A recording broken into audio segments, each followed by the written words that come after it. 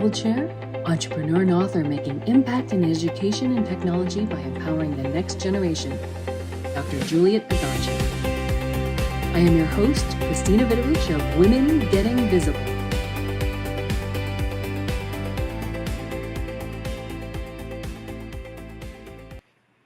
Hello, everyone around the world. Good morning from the East Coast and good evening, afternoon, wherever you are around the world. As my live stream partner Joe would say, good morning, good afternoon, good evening. We are just 1 week away from the Women Getting Visible show and conference in Washington, D.C., October 10, 11, 12.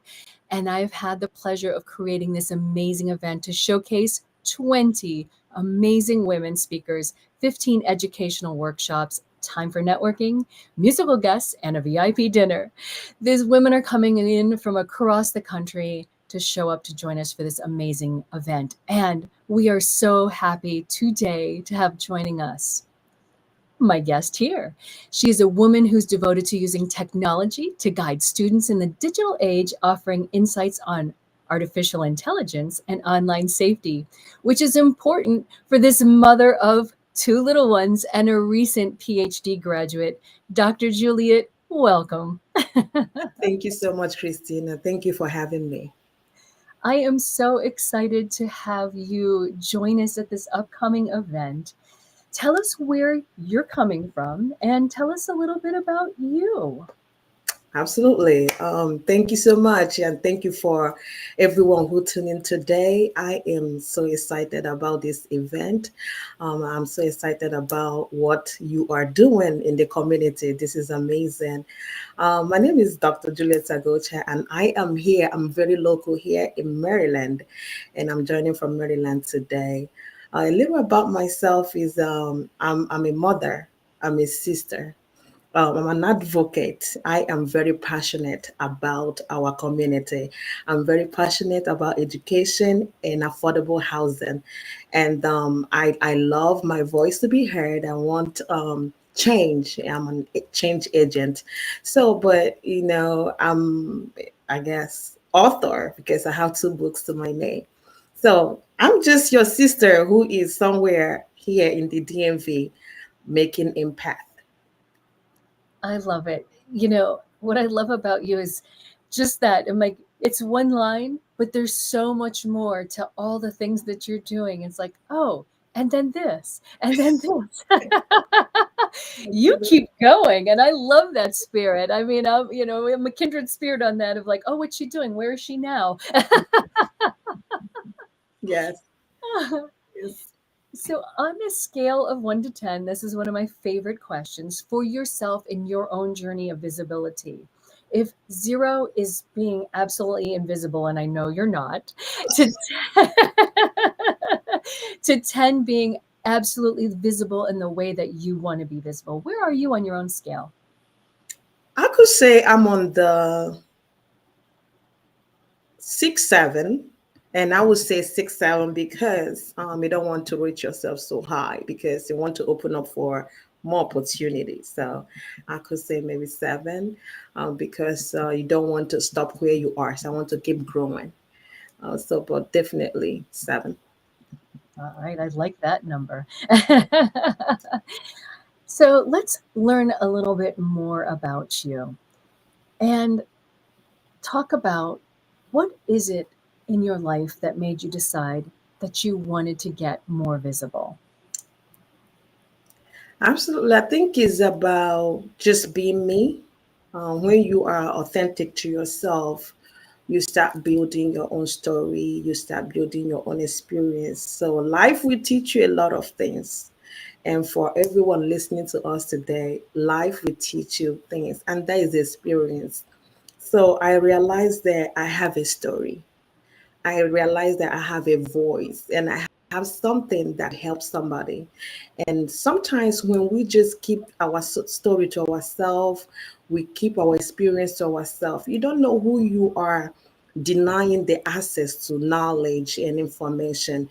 So I think when I started speaking up and sharing my journey, writing books and being vocal, I started helping other women. I started helping other people. And that's when I know that, okay, I want to be visible, but in a good way. So that is when it all started.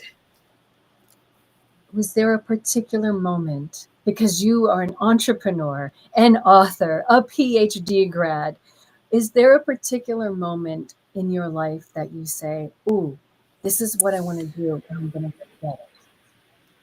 Yes, just a little backstory. I was just so the Juliet that you see today wasn't like that. I mean, about 10 years ago. So I started from a place in 2009. I was homeless, and a lot of people knows the story. So that experience built me. That experience shaped who I am today. So I am so grateful that I have been there, and now I am where I am today. So now I'm pulling all the women to where I am. So I think that experience is what made me to say, you know what? I have come to a point in my life where I have built experience that someone out there may benefit from it. So I think that was what, just started the whole journey.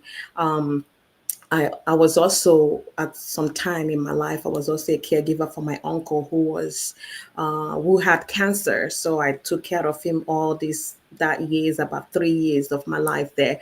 I have to pause and sacrifice my time. Unfortunately, we lost him, but I know like my services to him is something that I will never regret because it was amazing. So I think experience builds you, and then you get to a point whereby you know that I want to be visible. I want to share my story. I want to help other people. I want to be able to pull other people because you don't know like who is going through something. So I think that was at the point in my life I said, you know what? I have had experience. It's now time for me to share this experience and help other people. Wow. Two amazing little stories right there, because I know what it's like to be a caretaker. Because when you're taking care of older adults or little ones, you're in that invisible, we're somebody's mom or somebody's daughter or somebody's niece, Right. and having to be there. So our visibility gets pushed aside to be that other role for someone else. But what was it made you not give up, to be homeless, to say, you know what, today's the day, I can't do this anymore? Because that's a lot of strength to move into, you know, this is not the life that I designed for myself. Right. I think life in general will throw you things that you were not prepared to. I have learned that, and the thing is your resilience. How do you handle those things? Because we plan our ways, but I think it's the Lord that order our steps. So for me, I had my faith. And I'm a very strong believer in my faith that the Lord Jesus will guide you, if you humble yourself. And that is one of the things that helped me. And doubt and fear was there, you see. So when we are going through life challenges, is one thing to go through that life challenge, but it's another thing to ask, what is this thing teaching me? Every situation that we go through, there is a lesson to it. And until we learn that lesson, you could probably repeat that same stage again. So I learned the lesson, and I know that I was being taught resilience. I was being taught about how are you holding, how is my faith. Was being taught leadership. I was being taught, service, how to serve, because it's the time that you don't have enough that you understand what life is about. When you have everything figured out and you are out there going, everything is working so well, you may not actually learn a lesson. But there is a point in your life that you are at the lowest point of it. Then the question begins to be, what is this situation teaching me? You have to learn what it is so you don't repeat that cycle. So my faith was tested, but I knew that I can't give up. When you know that you can't give up, there are people looking up to you. When you know that you have children, especially when you have children looking at you, you can't give up. Giving up is not an option. So I think that was what kept me going. And for anyone going through any kind of situation, it could be marriage, it could be child, it could be anything. I want to encourage you not to give up, because when you give up, you lost. Don't ever give up. there is hope, there is faith, there is resilience, there is things that you got to learn from that situation, and it will build you up. Just wow. And you are a story of resilience. I mean, you have just recently received your PhD degree while you had a baby in the last year as well. And Absolutely. and then another little one. Yes, yes. I have my two girls, and then my second girl gave my boy 7 years apart. And look at me here trying to finish up my education, and look at me being pregnant. And I also are that I didn't even find out on time. I was about 3 months gone before I found out I was pregnant. So at that point, I had two options: keep going, give up, or keep going, take a rest. So I chose the one that I keep going, but I have to take a rest, because it's very important that you don't break down, while trying to build the future that you need. So it was about, for me, prioritizing what is important for me. And what is important for me at that time and at that stage of my life is having my baby, um, and also taking a rest, and knowing that my mental health is very important. So I had to take a rest and then have my baby, then go back to school and finish up. Man, I tell you that success smells good when you it smells good. It tastes good. It feels good. So, but the process, is rocky. So don't ever give up. That is the um PhD is not for the weak. No, it's not. It's not for the weak. So if you Oh, like, don't do it. Don't go into it. So that's a disclaimer. All right. and you're doing this all also while running a business. Yes. Why also managing my technology business? But I think that is one thing about we being women. There is so much ability, there is so much grace that we carry as a woman. And it's very important to emphasize on that. There is grace being a woman. There is this kind of aroma that we have. There is this kind of, I think that is the way we are built. We are built to different. We are built to handle things. We are built to multitask. We are built just differently in a good way. Being a woman comes with a lot of good stuff. And I think is the way that we handle situations that are meant to break us, how we handle it with resilience, how we handle it with so much grace and so much aroma and charisma. So it's amazing. So I think, I don't know how I did it, but I guess I did it. You did do it. And it's funny because it is definitely something as a woman we do have more roles to play. Yes. And the fact that you have done it so successfully and that taste of success, Right. Right. that deliciousness is amazing. Tell us a little bit more about your business and what it is that you do. So I'm a technology funder. I'm the founder of Ultimate Tech. Is a technology company for affordable uh, web development and affordable technology. So what we do is we offer AI training to small business owners. So we help them to be more efficient in their business. So we take off all the load off their neck and kind of handle it for them. And we make our services very affordable, because we know that small business owners doesn't have that 5K, 10K to cut, right? So we make our services very affordable. We teach AI workshops, we do web development, we do app development, we do cybersecurity training. It depends, because I have my master's degree in cybersecurity engineering. So, we are like a one-stop shop for your technology needs. So that's what we do. We make sure that we take care of our customers, and regardless of your budget, we want to work with you.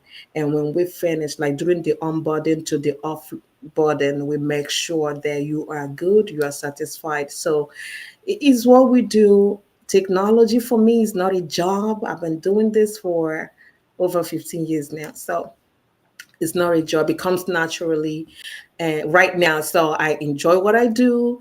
I love my team. And, we just take it one day at a time. Be yourself. Do what you love to do. Make a difference. And help people stay safe online, especially children. So that's what we do. That's incredible. And it is in such a world where we're connected all the time. Same thing with my son, we'll always have that little extra little eye watching what's going on, so that we know. What tips do you have as a parent to other parents about taking care of their children in the world of anything from AI to technology pieces? Yeah, I would definitely advise parents to know what your children are watching. It's very important, especially in this AI era and technology advancement. I'll definitely advise parents to know exactly what your child is watching. And there are a lot of ways you can do that. So we are no more living in an old school way. Right now, there is a lot of tools that you can do to track your child's footprint, online footprint. Don't neglect the children with your iPhone, or don't neglect them with iPhone thinking that they are watching what they need to watch. You have to put your eyes on them because they may be watching their game, but an advert may come up, and children are very curious. I'm telling you right now, they are very curious. So they may click on something they're not supposed to click. So track their history. It's always good to track their history, and it's always good to look at the history where they browse. And please block what you need to block and unblock what you need to unblock. Don't just give them full control of that phone. Don't give them full control of the laptop. Don't give them. Children are very curious because they want to know why is this like this. So please put eye on your child and monitor their um, online footprint. Very important. I absolutely agree. As a parent who has watched all the things that can come out there, learning that there are the parent blocks that you can put in, from bad words to adult things on video. Yeah. You have that opportunity, but then to follow up, take those times to really make sure it's like, oh, YouTube history. I don't Mhm. know that my son knows that I can see his YouTube history, but I know what he's watching. Exactly, exactly. And you can also put time on it. Time the screen for them because if you leave them to be in control, of course, as a child, it's like giving a child a car key and expecting them to drive well when they have not reached that ability to have driver's license. This is just an example. So you want to make sure that you time the screen so that they will know that when the screen goes off, they will know that it's time to read their books, it's time to take a break, it's time to go to bed. So please, I'm really emphasizing on that. We want to keep our children safe, we want them to be protected, and we don't want them to be exposed to content that they are not matured enough to handle. Yes, and that it is so, so important. Yes. So, in your visibility journey, what's next? Because I just found out something from you that I think would be wonderful to share. Well, thank you. I mean, well, I'm running, is official. I'm running for Prince George's County District 4 Council position. And the election is in 2026, is in June 23rd, 2026. I am running because I have had tremendous experience being a leader. I consider myself as a transformational leader. And I think it's very important for more women to step into politics and step into leadership. And because I think we have an ability to make positive change in the society. So it's an exciting journey right now. I'm excited about it, but I'm more excited about the changes that are coming to District 4. I'm more excited about this leadership, what we are bringing to the table, because we want to make sure that we have our voice more heard. I've been an advocate for education and affordable housing, but and then safe communities. So, but now is more amplified voice. I want to make sure that our children are getting the education that they deserve and they have a quality education. I want to make sure that our communities are safe. That when your child is said they are coming, you know that they are safe. I want to advocate for affordable housing because I was homeless before, so this is something that I'm very passionate about. So it's a great change coming to District 4. I'm excited about the work in front of us. But one thing I know is I have a wonderful team who are ready, and they come from a diverse background with great experience. So we are ready for this new journey. Which is fantastic. And again, you said it right there at the beginning, more women in leadership, because there's a joke, even from the men, who say, if you need something fixed, call in a woman. Absolutely. That is correct. Yes. Yes. So, in putting yourself out there does put you in a vulnerable position. So, how do you balance putting yourself out there and then trying to keep and maintain that privacy that you need for your family and for yourself? Because that's a big balance, because some of that comes out anyway. How do you balance with so much in your life going on right now? I know, yeah, because balance is very important. And I think how I'm doing it is I know my why. And before you take up any challenge or any journey, you have to research, you have to know, like, is this something that I will be able to do? So before I take up these responsibilities, I was actually aware of the exposure, the visibilities, the risk that comes with it. So I think it's actually focusing on the purpose more than the risk, because I know that, of course, the more visible you get, the more risk of, there are people who want to actually get to know you, more, and then your more of your informations are there. But my background in cybersecurity, my background in technology is a foot forward for me, because I'm able to know that there are some, the risk that involve the internet. So I think it's just a matter of decisions and purpose and why. So my why is very clear. I want to make a difference, and I'm focusing on that. And the things that come with that, cameras, the interviews, the media and all that, something that you just take. I'm myself.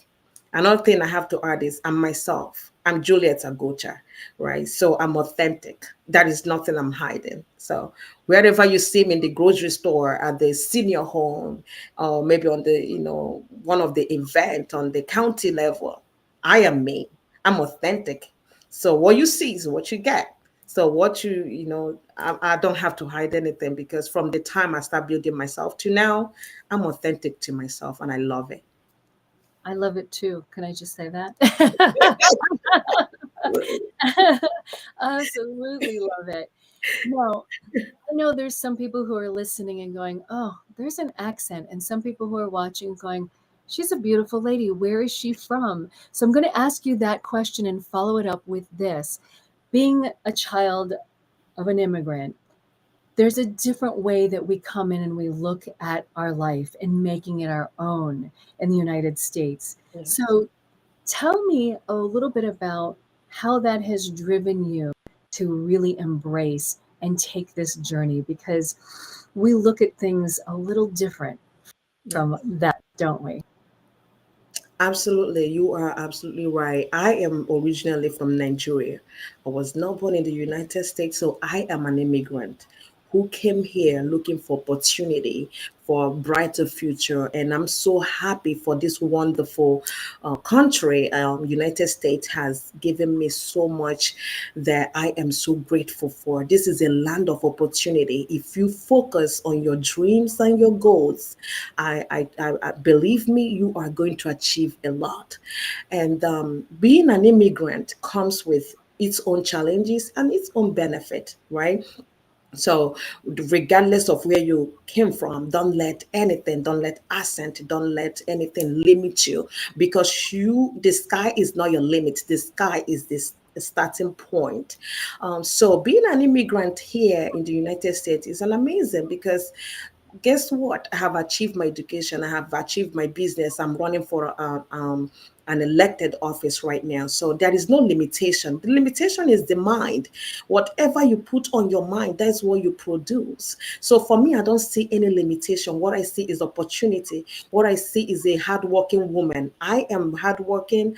What I see is somebody who said, I don't want to give my children what I receive, because my parent gave me everything they could because of what they could afford. But I'm living here right now that there are more opportunities, there are more, doors there that can open for me. So I'm taking advantage of those things, and in return, I am also serving my community, because I want to give back. I'm giving back to my community. So being an immigrant, one thing that I know very well is our culture. How you are raised is very important. So an immigrant, regardless of the country you came from, we turn little into large. That's one of the advantage. So we turn little things into large. So what does that mean is, we came from where there, here in the United States, you can take loan and go to school. Back in Africa, we don't have that opportunity. So you have to hustle to pay your education. Here in the United States, you can have access to funding, to loan, to open a business. Where we came from, we don't have access to that. So you have to build from scratch. Now, what happened when you build from scratch is, you build a lot of resilience when you build from scratch. So nothing can break you. So I came from a background where nothing can break me. We turn challenges to opportunity. That is one thing about being an immigrant. We turn things that people will see and said, no, I don't want to do this. We take that challenge with so much grace, so much joy, and we turn it into something positive. You see? So that is one of the things that there are challenges that my opponent will see right now, and they said, you know what, I can't deal with this. To me, is nothing, because I came from that background. So there's a lot of advantage of being an immigrant. You are built from scratch. You are built from little. Then you start turning little into medium, into large, into where you want to be. And one thing I want to call out is, we dream big. We dream very big, and we achieve big. So that's the Here, here. Oh, yes, and it's true. And what beautiful passion, because it's been your journey, your life, and it's what legacy would you like to leave behind for your children and for the next generation? I think the legacy I want to leave is service. I want them to understand the power in service. I want them to understand the power in community. Purpose. I want them to work on their purpose, to know that if their mom, who came from Africa, can achieve this, oh, they have more opportunities than I. So I want them to live there. I want them to leave the legacy. I'm leaving a legacy of faith. Take it one day at a time. Be authentic to yourself. There is nothing to fake to make it. Nothing. Absolutely nothing. Be yourself. Be in service to humanity. Be in service to others. Be in service to your community.